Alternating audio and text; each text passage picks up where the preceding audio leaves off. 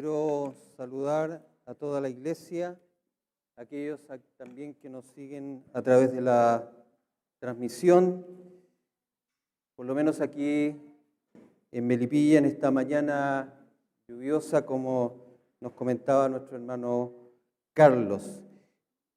Continuamos la lectura de la palabra del Señor en el libro de Romanos, capítulo 3.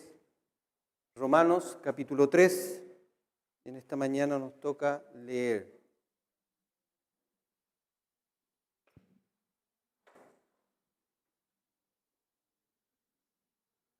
Vamos a dar lectura solo a 3 versículos, 19, 20 y 21. Dice así: pero sabemos que todo lo que la ley dice, lo dice a los que están bajo la ley, para que toda boca se cierre y todo el mundo quede bajo el juicio de Dios, ya que por las obras de la ley ningún ser humano será justificado delante de él, porque por medio de la ley es el conocimiento del pecado. Pero ahora, aparte de la ley, se ha manifestado la justicia de Dios testificada por la ley y por los profetas. El corazón nuestro se alegra porque es bondad del Señor el que podamos tener esta bendición, esta oportunidad. En este día un poco lluvioso, pero también es un acto de la gracia del Señor. En nuestro país que hay tanta sequía, déficit de lluvia por tantos años, es una muestra del amor, de la misericordia del Señor, que Él nos haya enviado lluvia. Bien, como les comentaba, hemos estado todos estos domingos predicando sobre el libro de Romanos. Es un libro que explica detalladamente lo que es el Evangelio de nuestro Señor Jesucristo. Y si alguno cree que el Evangelio solamente es para aquellos que no son creyentes, para aquellos que todavía no han creído en Jesucristo como su Señor y Salvador, otros creen que el Evangelio es el paso inicial, el fundamento, y de ahí hay que pasar a otras cosas. En la medida que uno va madurando, es todo lo contrario. Pablo le escribe a la iglesia de Roma, que ya llevaba bastante tiempo, quizás no sabemos cuánto, pero era una iglesia que estaba creciendo, y él les comparte el Evangelio. El Evangelio para el creyente es para todos los días. Todos los días debemos estar permanentemente acudiendo al Evangelio, porque Él es el que nos revela, nos muestra cuál es la condición del ser humano y en qué condiciones nos paramos frente a la santidad de Dios. Así que, si quisiéramos titular el mensaje de esta mañana, lo que podría comentarles es que las malas noticias continúan. O como yo lo titulé más específicamente, lo bueno es que después de una mala noticia hay un dicho, ¿cierto? Después de una mala noticia viene una buena noticia. Entonces, yo he querido titular porque justamente estamos terminando, podríamos decir, las malas noticias que Pablo expone acerca de la condición del hombre, pero con una luz de esperanza. Aquí donde se inicia esta luz de esperanza. Leía a un escritor cristiano, Bruce McDowell, y hacía el siguiente comentario: toda religión, absolutamente toda religión, en ese sentido son todas iguales, y toda filosofía humana en el mundo, salvo el Evangelio, sostiene que el hombre es naturalmente bueno y completo, o sea, llega o puede llegar a la perfección por sus propios esfuerzos. Hubo un filósofo británico del siglo XVII, John Locke, quien decía y creía que el hombre nace en un estado de inocencia y con su mente como una pizarra limpia donde no hay nada escrito, o sea, es puro. Eso es lo que él decía, eso es lo que él afirmaba.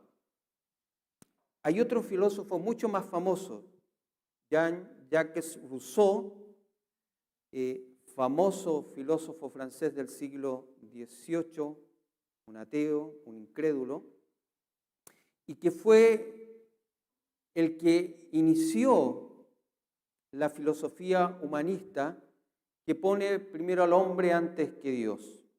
Él también creyó que el hombre naturalmente, primordialmente, era bueno. Él dijo que el hombre nace bueno y que es la sociedad la que la corrompe. Y eso es algo que ha traspasado todas las sociedades. Si usted le pregunta a alguien acerca de por qué estamos así, por qué el hombre se comporta de esta manera, bueno, dicen, nosotros nacemos buenos, el hombre nace bueno, pero la sociedad, el medio ambiente lo va corrompiendo. Y a partir de eso que surgen distintas filosofías, distintos grupos políticos que creen que cambiando las condiciones sociales, las condiciones humanas, las condiciones de injusticia, el hombre logrará la felicidad absoluta.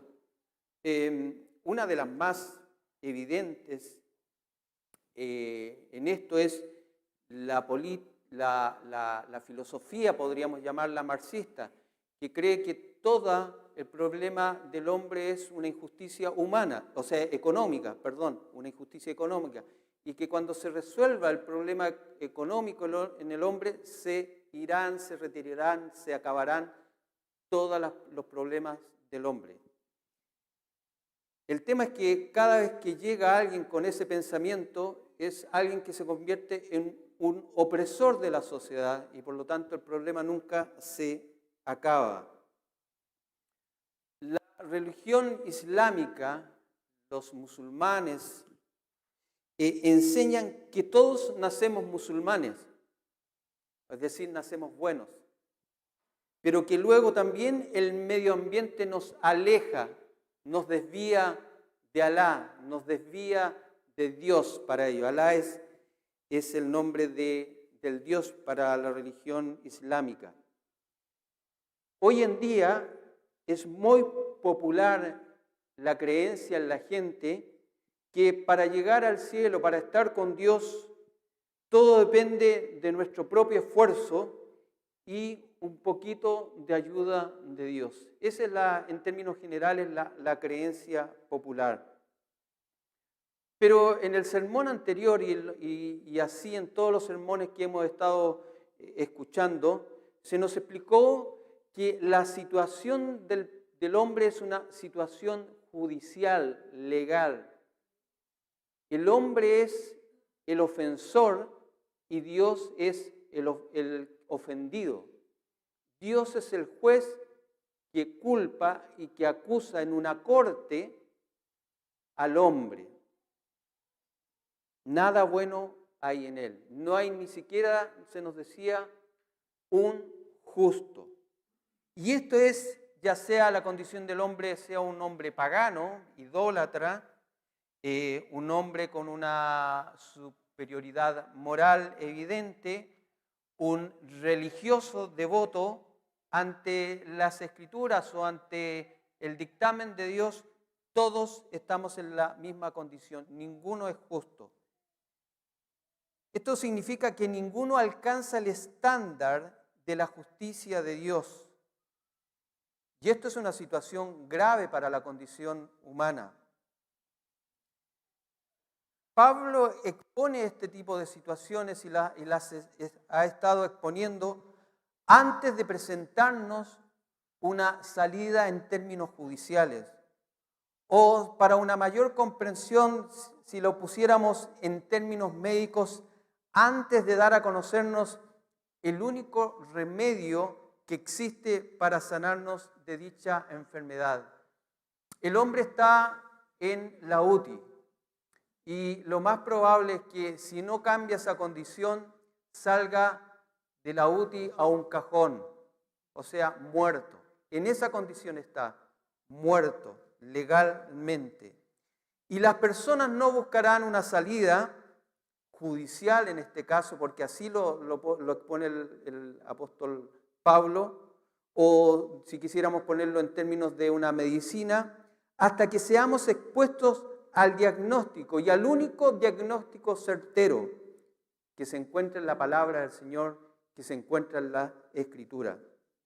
Pablo ha llegado a este cuadro sombrío de la condición humana en que el mundo está condenado a una muerte espiritual eterna y definitiva si antes no encuentra una salida. Se nos decía también anteriormente, el domingo anterior, que todas nuestras acciones están contaminadas o dañadas con el pecado. Incluso lo que hablamos está contaminado con el pecado. Lo que pensamos está influido y contaminado con el pecado. Ahora, es obvio que algunas personas son más pecadoras que otros. Si pusiéramos ejemplos,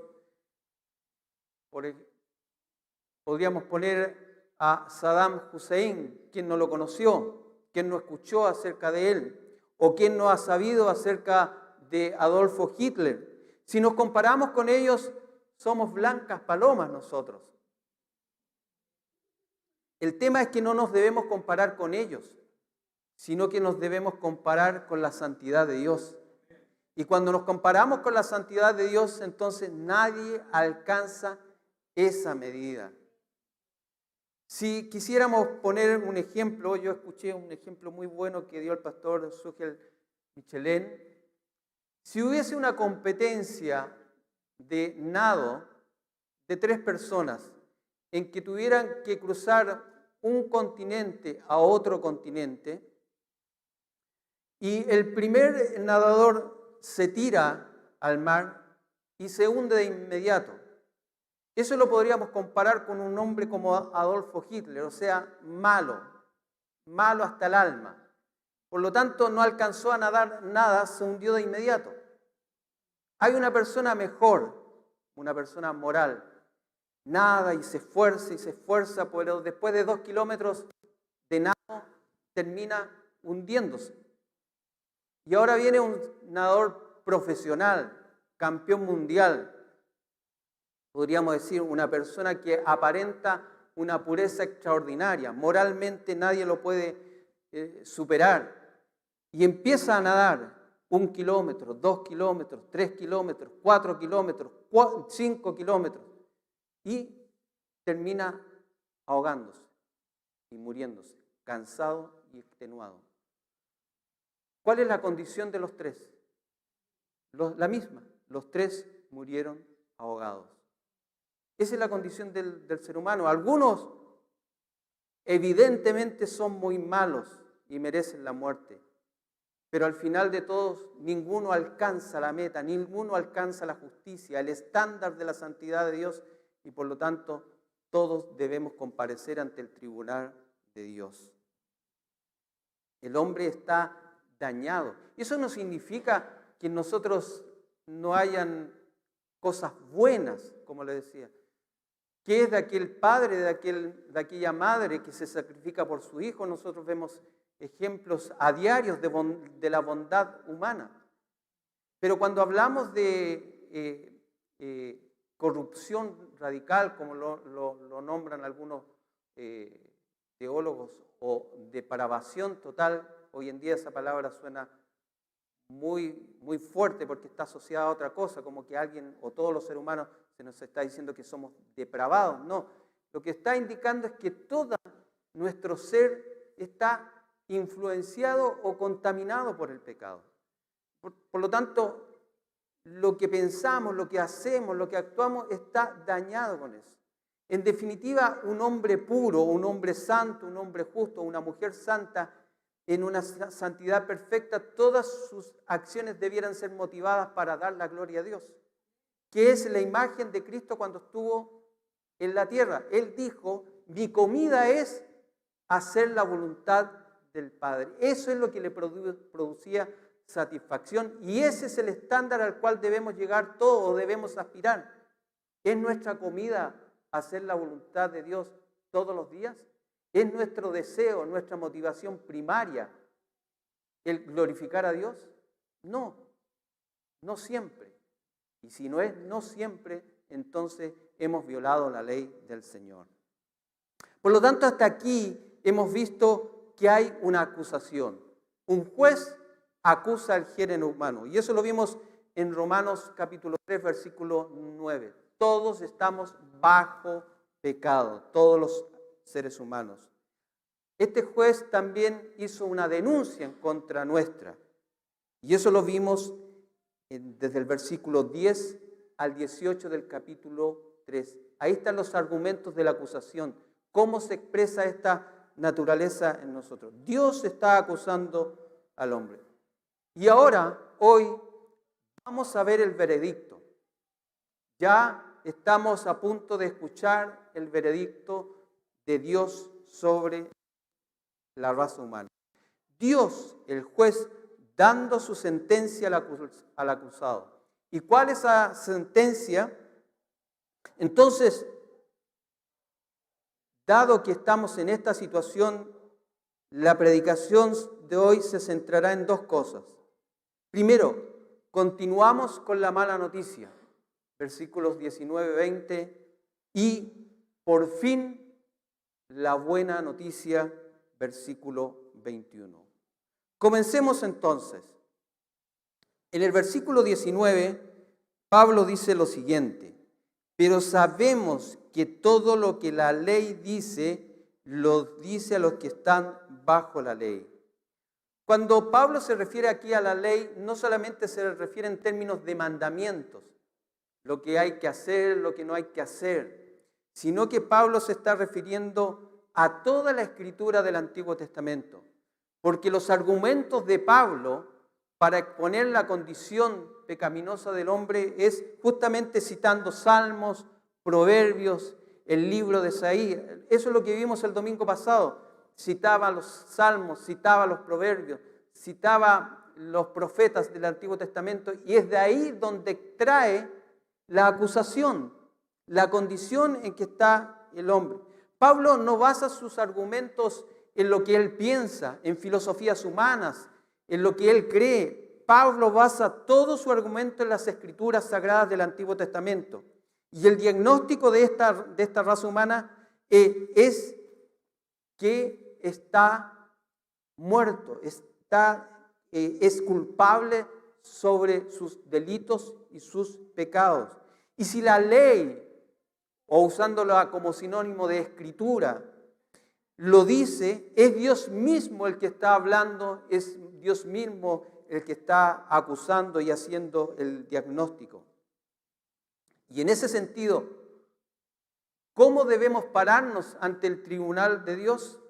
Bueno, en el mismo versículo se nos dice que toda boca se debe mantener cerrada.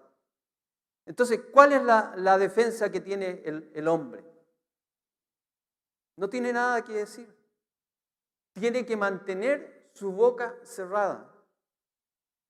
Y el hombre, ante el tribunal de Dios, en su conciencia, sabe que es culpable de esta acusación. Dios es el juez. Él todo lo sabe. Él todo lo ve. Y Él es el testigo de todo pecado, incluso nuestros pecados ocultos, nuestros pensamientos.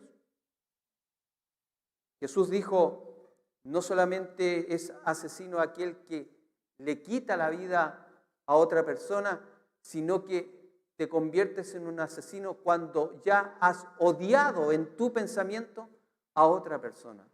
Así de estricta, es el estándar de la ley de Dios. Ahora, ¿cómo podríamos decir que una persona está de acuerdo con lo que el Señor emite en su juicio? Bueno, es evidente, cerrando nuestra boca, tapando nuestra boca, no diciendo ninguna palabra.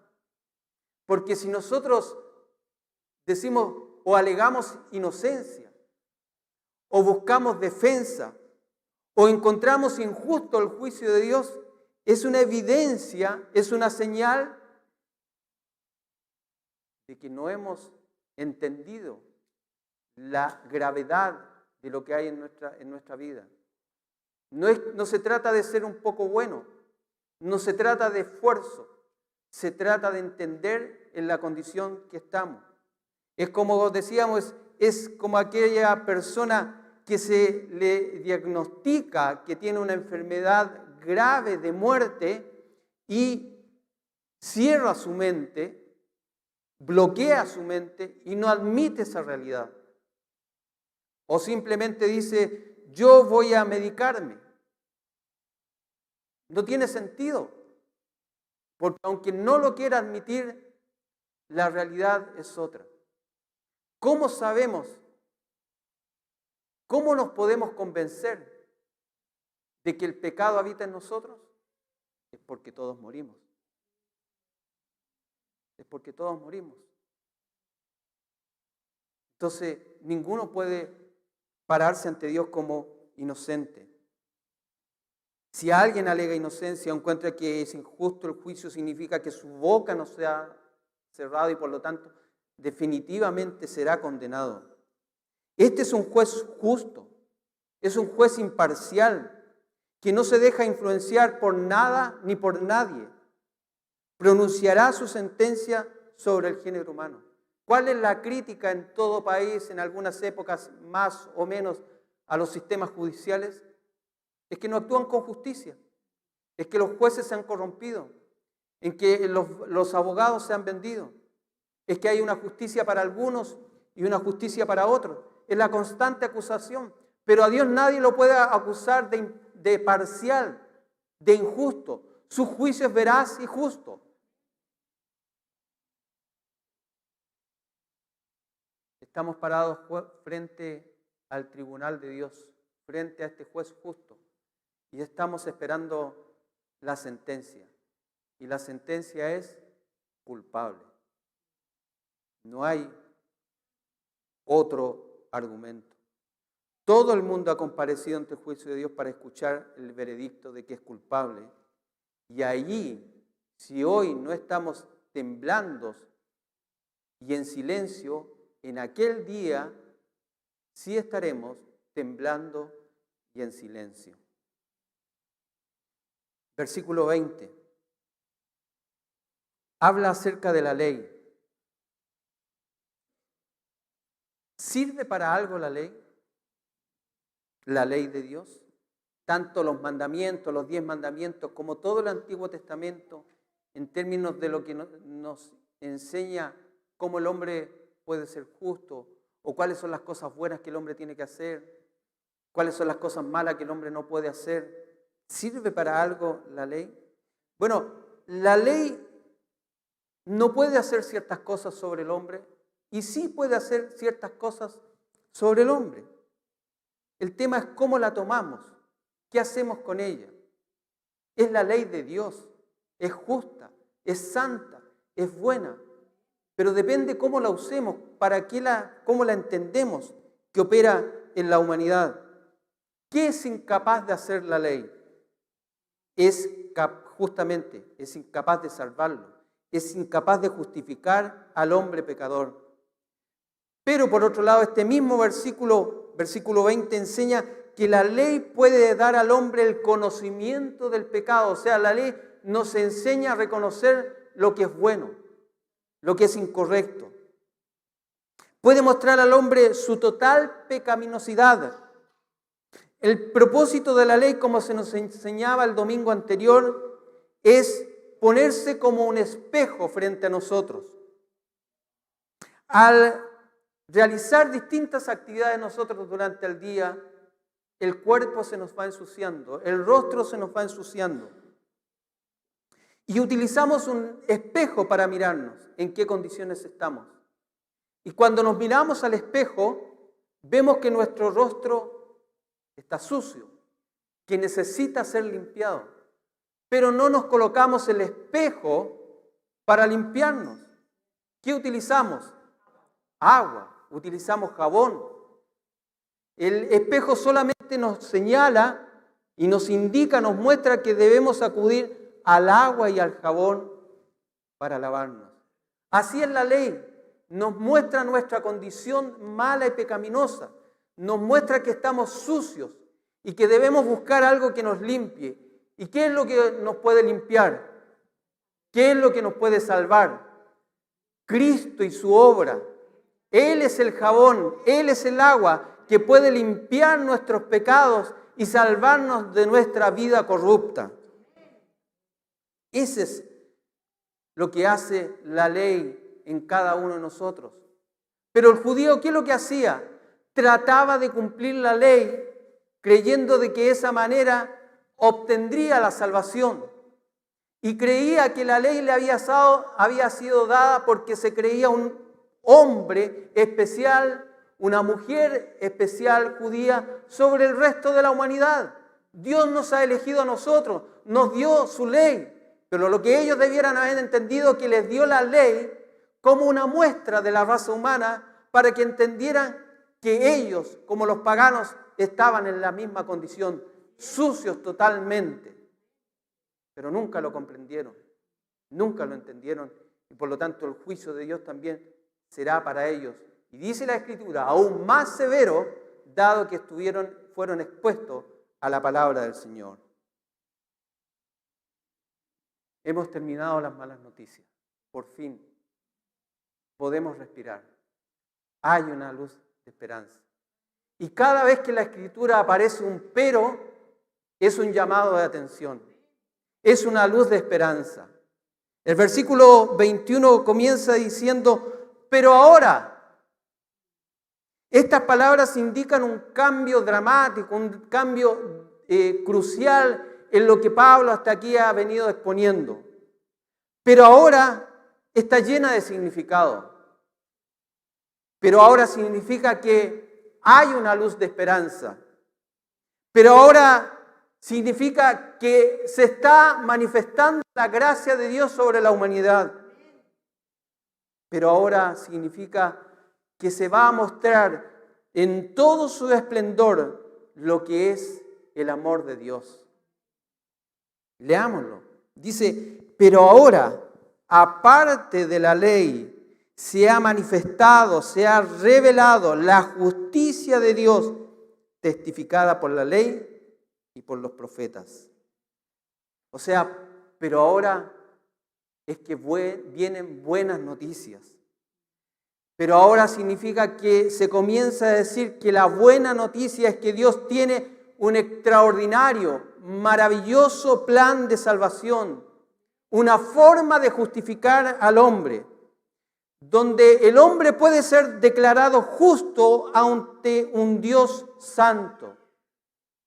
Pero ahora significa, como le indicaba, que ha habido un cambio drástico en la orientación de esta carta. A partir del versículo 21 se retoma el tema que habíamos dejado en el capítulo 1, versículo 16, 17. Ha habido un gran paréntesis. ¿Qué decía Romanos capítulo 1, versículo 16? Pero no me avergüenzo del Evangelio, porque el Evangelio es poder de Dios para salvación a todo aquel que cree. ¿En qué? En Jesucristo nuestro Señor. Él había quedado ahí. Y no continuó con eso, sino que hizo un paréntesis. Y el paréntesis terminó en el capítulo 3, versículo 20. Porque era necesario exponer que antes de una buena noticia es necesario que el hombre conozca la mala noticia, la condición en que se encuentra, para que una vez expuesto esto, encuentre maravilloso y extraordinario el que Dios comparta con cada uno de nosotros la buena noticia del Evangelio. A partir de este versículo 21 vamos y sucesivamente los versículos que vienen, pero que son del mensaje posterior, van a aparecer las palabras justicia y justificar. ¿Y qué significan estas palabras justicia y justificar en términos bíblicos? Dijimos que es un término legal, es un término que se ocupa en las cortes, la ocupan los abogados, la ocupan los fiscales, los jueces. Es en esos términos que se emplea la palabra justificar. Y justificar significa declarar justo a una persona. Entonces, la pregunta que quiere responder el libro de Romanos o Pablo está exponiendo es: ¿cómo puede un Dios justo salvar a un hombre injusto y al hacer esto seguir siendo justo? Esta pregunta se va a plantear en los siguientes versículos. Como le decía, en la predicación que viene a continuación, si así Dios lo dispone, el próximo domingo. ¿Cómo puede ser justo y justificar al mismo tiempo al pecador? ¿Cómo se puede un juez poner ante la comunidad, mantenerse como un juez justo, imparcial, dándole libertad a un delincuente, a un malhechor? ¿Qué diríamos nosotros? Que es injusto, que está corrompido, que está vendido. Esa es la pregunta que responde o que trata de responder el libro de Romanos. ¿Cómo puede Dios justificar y absolver a una persona culpable sin que nadie lo acuse de que es injusto, de que está corrompido? Él mismo lo dijo en Nahum capítulo 1, versículo 3. Dios no tendrá por inocente al culpable. No puede, va contra su naturaleza. No se trata simplemente de decir, ya, yo te absuelvo, yo te perdono, porque se demostraría su gracia, su amor, su perdón, pero caería su justicia y sería acusado de injusto. Es por eso que Pablo quería mostrarnos primero cuánto necesitamos esa justicia. Esa justicia que se necesita, Pablo dice que es aparte, separado de la ley. Está absolutamente desconectado. No significa, ya dijimos, que la ley no sirva, pero hay que colocarla en su justa medida, en su justo propósito. Esta justicia nada tiene que ver con guardar la ley o cualquier clase de obras de la ley. No se trata de cumplir los mandamientos uno por uno, porque ya dijimos que nadie los puede cumplir. Basta con que rompamos, quebrantemos uno y nos hacemos culpables de todos. No tiene conexión con la ley. En ese sentido es la gracia de Dios la que va a actuar, no la ley de Dios. Es la que otorga al hombre justicia. Y en las escrituras que hemos estado viendo del Antiguo Testamento, podemos leer acerca de la justicia de Dios. Es una justicia que se manifiesta y que estaba escrita y que estaba revelada en el Antiguo Testamento. Así lo dice la Escritura, versículo 21. Testificada, manifestada, revelada por la ley, o sea, por la Escritura del Antiguo Testamento y por los profetas. Veamos algunos ejemplos de esa manifestación de la justicia de Dios en el Antiguo Testamento. Por ejemplo, y lo voy a hacer en la NTV, Nueva Traducción Viviente, que es mucho más actualizada, pero usted puede leerla también y buscarla en su Biblia. Dice así, Génesis 15:6, y Abraham creyó al Señor, y el Señor lo consideró justo debido a su fe. Cuando todo estuvo preparado, en Génesis capítulo 7, versículo 1, hablando acerca de Noé, dice lo siguiente: cuando todo estuvo preparado, el Señor le dijo a Noé, entra en el barco con toda tu familia, porque puedo ver que entre todas las personas de la tierra, solo tú eres justo. ¿Por qué Noé fue considerado justo y el resto de la humanidad no fue considerada justa y murió toda ahogada en el diluvio? porque le creyó a Dios. No porque fuera bueno en sí, porque le creyó a Dios. Y el resto de la humanidad no le creyó a Dios. Y por esa acción, Noé condenó al mundo y todos murieron ahogados.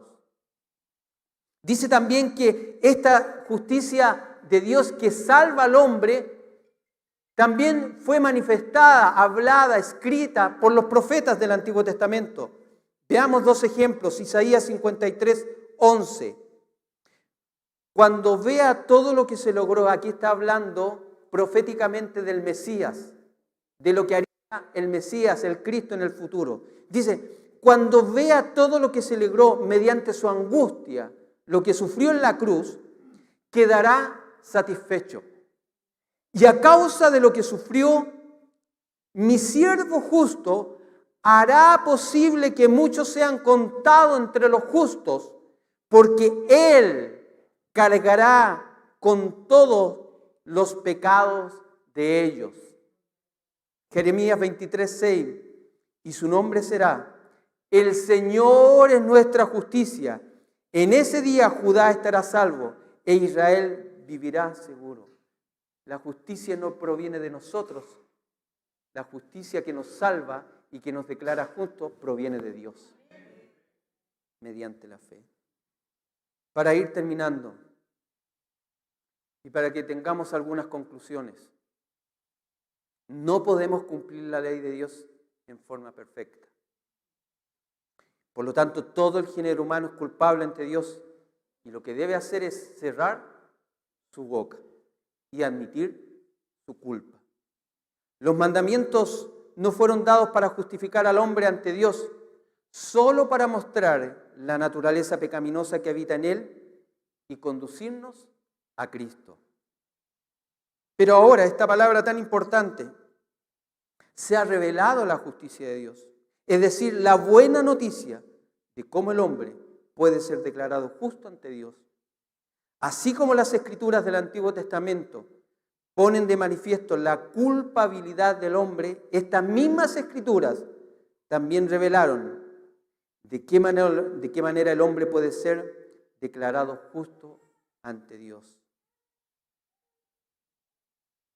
Hemos visto que para valorizar lo maravilloso, lo grande, que es la buena noticia del Evangelio, y que brilla como una luz en medio de las tinieblas, es necesario conocer, y era necesario conocer antes, la mala noticia de la condición humana. La pregunta es, ¿ha cerrado su boca? ¿Ha admitido su culpa? Si lo ha hecho, los brazos de Cristo en la cruz están abiertos para salvarlo a todo aquel que cree en Él por medio de la fe. Que el Señor bendiga su palabra en nuestros corazones.